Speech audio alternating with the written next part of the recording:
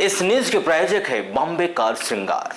Bombay car श्रृंगार हमारे यहाँ उपलब्ध है headlight, tail light, full bucket seat cover, music system, 7D mat, lamination, कारों की संपूर्ण एक्सेसरीज, साथ ही stainless acrylic letter with LED और स्टील लेटर। तो अगर सजानी हो अपनी कार तो आज ही आए बॉम्बे कार श्रृंगार। हमारा पता है बॉम्बे कार श्रृंगार, circuit house road, government town school के बाजू में, बालाघाट। शहर के वार्ड नंबर 9 मदीना मस्जिद के पास अज्ञात बदमाशों ने बंदूक की नोक पर एक घर में घुसकर महिला की जेवरातों की लूट कर ली। घटना 11 अप्रैल की दोपहर दिन के समय घटी।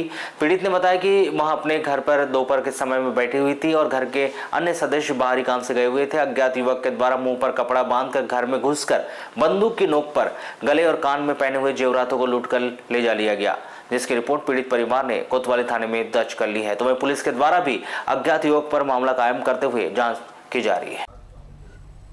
आपको बता दें कि नगर में शुक्रवार के दिन दहाड़े दोपहर लगभग 1 से 2 बजे के बीच बंदूक की नोक पर एक युवक ने बुजुर्ग महिला से लूट की वारदात को अंजाम दिया, जिसके बाद इस क्षेत्र में दहशत का माहौल उत्पन्न।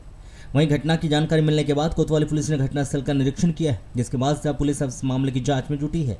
बताया जा रहा है कि नगर के वार्ड नंबर 9 मदीना मस्जिद के पास हुई इस वारदात के दौरान परिवार के लोग जुमे की नमाज पढ़ने गए थे। इस दौरान मौलाना मोहम्मद जियाउद्दीन के मकान में एक नकाबपोश उनके घर में घुसा और घर में अकेली रिजवाना बेगम पति स्वर्गीय हाशमी रजा पर युवक ने बंदूक तान दी और 2 लोग घर के सामने होने की बात कहकर डराते रहे। इस दौरान उनसे गले में पहने सोने की चैन, कान में बाले भी छीन लिए गए। साथ ही महिला को धमकी दी गई कि अगर शोर मचाया और किसी को बुलाया तो वहाँ उसे बंदूक से गोली चलाकर मार देंगे। जिसके बाद वह वहाँ से फरार हो गया, जिसकी जानकारी उन्होंने पड़ोसी को दी। जिसके बाद नमाज पढ़ने गए घर के सदस्य घर पहुंचे तो उन्हें घटनाक्रम की जानकारी मिली। जिसके बाद मौलाना जियाउद्दीन ने पुलिस को इसकी जानकारी दी।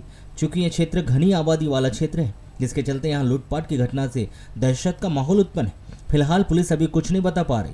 पुलिस फिलहाल आसपास के CCTV कैमरे खंगाल रही ताकि नकाबपोश के बारे में जानकारी मिल सके और वहां उस तक पहुंच सके। महिला रिजवाना बेगम ने बताया कि उनके बेटे नमाज पढ़ने गए हुए थे। बाहर से एक नकाबपोश आया और बंदूक तान दी तथा आभूषण मांगने लगा, जान से मारने की धमकी दी और जिससे वह सहम गई थी। इसी बीच उसने गर्दन पकड़ी और कान के बाले तथा चैन खींच लिया, नीचे गिराया और आवाज़ ना निकालने की बात कही। उसके बाद वह यहाँ से भाग खड़ा हुआ। उसके बाद उन्होंने इसकी जानकारी पड़ोसियों को दी। फिलहाल पुलिस इस मामले में कुछ भी नहीं बता पा रही है, केवल जांच की बात कह रही है। हम बैठे थे 1 बजे का टाइम था। बच्चे दोनों नमाज पढ़ने गए और क्या कहते हैं, अब हम बोले कि हम जा रहे हैं नमाज पढ़ लेंगे, हम भी नमाज पढ़ लेते हैं। इतने में मैं अभी उठी नहीं थी पलंग से, मैं बैठी थी अभी, और उतने में एक आदमी आया बाहर से, जैसे वहाँ से ऐसी अंदर, जैसे मेरे यहाँ दुकान है मगर हम समझी कि कुछ लेने आया होगा, तो मैं भी बैठी थी।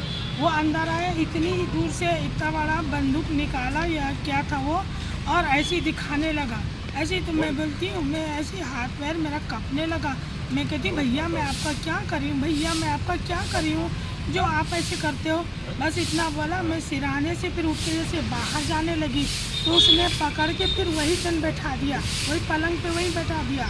और बैठाने के बाद उसने हमको बोला बैठो, और फिर ना वो बंदूक जो था यहाँ था, चैन से निकलता था ऐसी जर्सी से, और ऐसी करता था कि अभी तुमको ना अभी मार दूंगा है तुमको। ऐसी एक बार पैर में या जांग में भी लगा दिया उसका वो बंदूक।